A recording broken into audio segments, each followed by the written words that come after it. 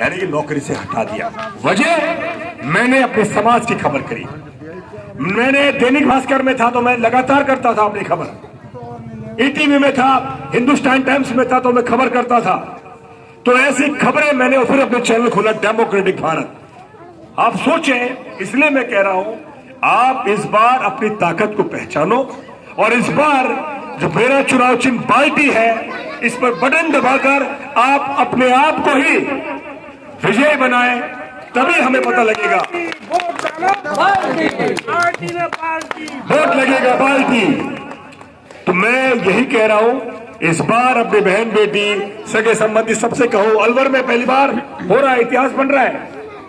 ये इतिहास की जो सुगबुगाहट होती है ना, वो ऐसे ही होता है। अगर हम बड़ा जलसा करते तो हम लोग कहते हैं कि भाई इसने बीजेपी से पैसा खा लिया होगा। लोग अब भी कह रहे हैं मेरे से, मतलब कहते हैं कि भाई कांग्रेस को हरा रहा है ना। मैं कह रहा हूं कांग्रेस जीती कब थी यहां से?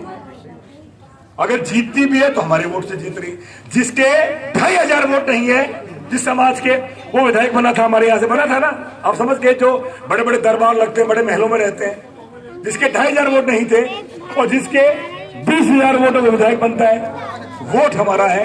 तो मैं कह रहा हूं कि मैं अगर उनके इशारों पर रहता, उनके पैसों पर होता, तो मैं एक गाड़ी से नहीं आता। ये मेरी गाड़ी है, टूटी फूटी जैसी भी है, मेरी भी 10 गाड़ी घूम रही होती, बड़े बड़े तंबू लग रहे होते, बैनर लग रहा होता और बड़े बड़े खाना खा रहे होते लोग।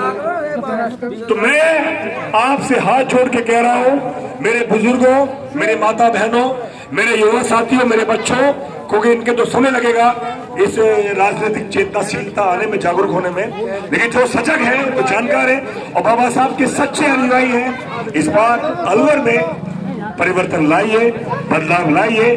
आपको यकीन से कह रहा हूं, बदलाव होगा। अभी कोई मेरे से कह रहा था कि पानी हाथ में